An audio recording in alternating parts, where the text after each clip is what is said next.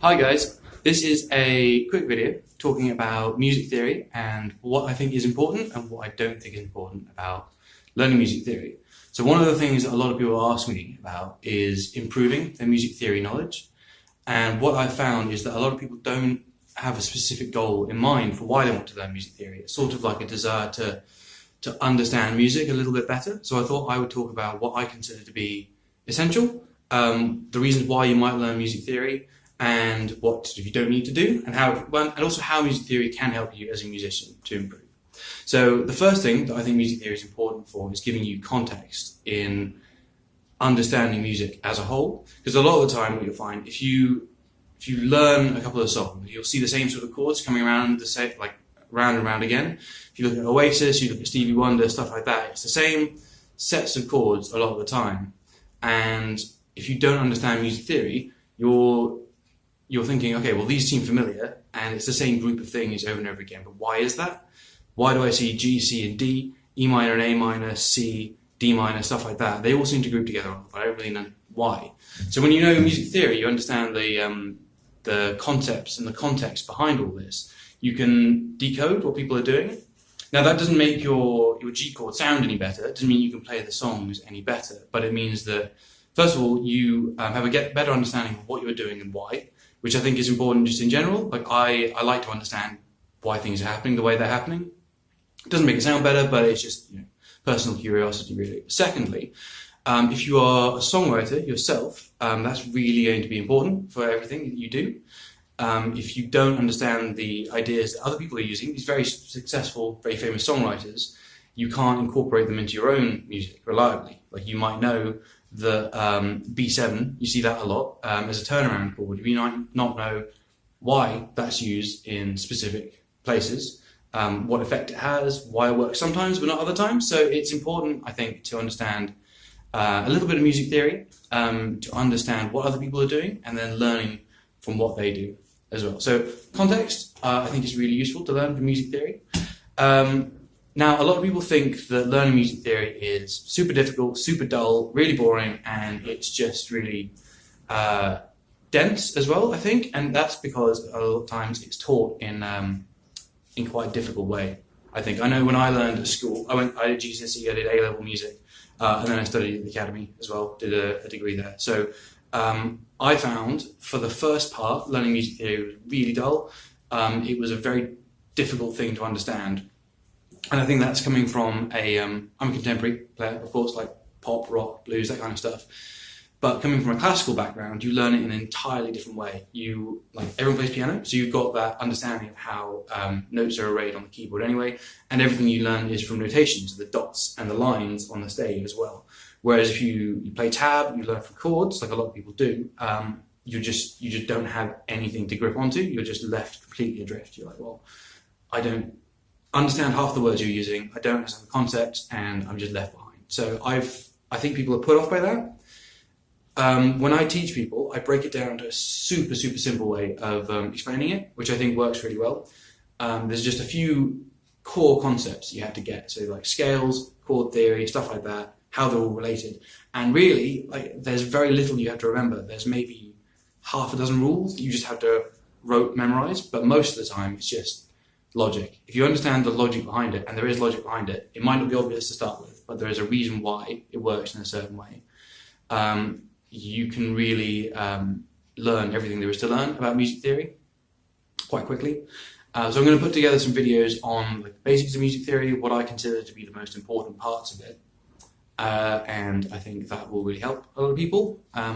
So don't be afraid of it, basically. You might have done music theory in the past and just been thrown off by how difficult it seemed and how opaque a subject it is, but it doesn't have to be that way.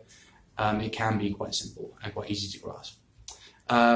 It's also worth bearing in mind, a lot of people think music theory is like the rules for playing music, and of course there are no rules for playing music.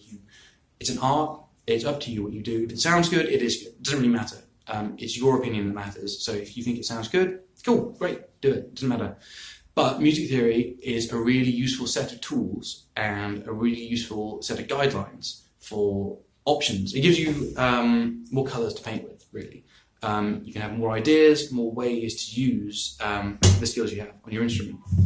So rather than thinking of it in terms of restrictions, think of it in terms of guidelines.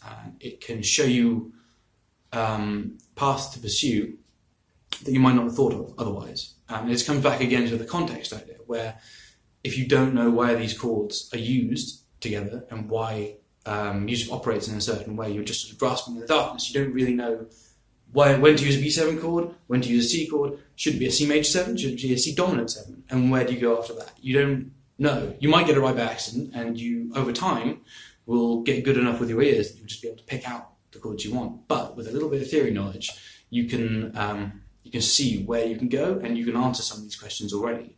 And it will present you with ideas. You'll think, well, actually, maybe a C major 9 might sound there. It might sound quite nice there. Or maybe, rather than a dominant chord, I think I should go for a minor 7, and then I can switch to the dominant and come back to where I was going anyway. Stuff like that. Like, it doesn't really matter, but I think the key idea here is that you can enhance your creative ability just by knowing a little bit of theory, because it gives you more options to play with. And also, of course, there is no amount of theory you have to learn. You just learn what you want to learn, as much as you think is necessary, and then you don't have to learn any more. There's no rules that say you have to learn like how tetrachords work and stuff like that, which is really like quite far along, or like polyrhythms and stuff like that. It's just learn what you find useful, what you want to learn, and then call it a day. It's fine. Like I wouldn't consider myself to be an expert, like a musicologist or anything like that. Like, there are people who really study this stuff, who are like very invested, who understand every single part of music theory, and I'm not one of them. I learn what I found to be useful and what I have been interested in when I've been learning, and I think that really covers a lot of people. So what I focus on is scale theory.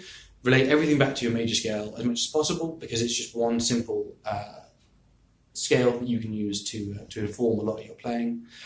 Chord construction, like which chords you use, how they're built, how to use them and stuff like that. And then really playing with those ideas quite a lot. So you'll hear guitarists especially are a big fan of modal playing and stuff like that. And that, I think, is quite a difficult concept for a lot of people to get.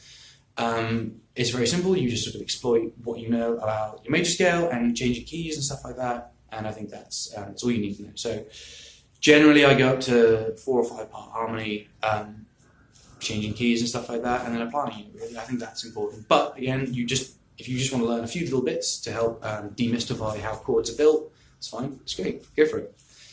You don't have to learn everything about music theory. You just stop whenever you're fed up, basically.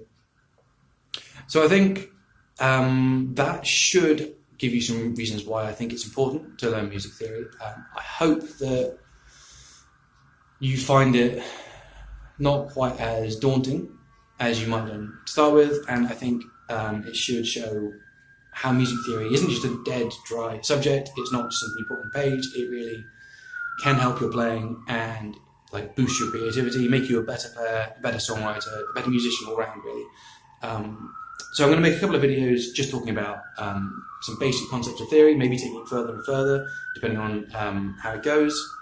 And I hope you enjoyed them. Thanks very much for watching. Bye-bye.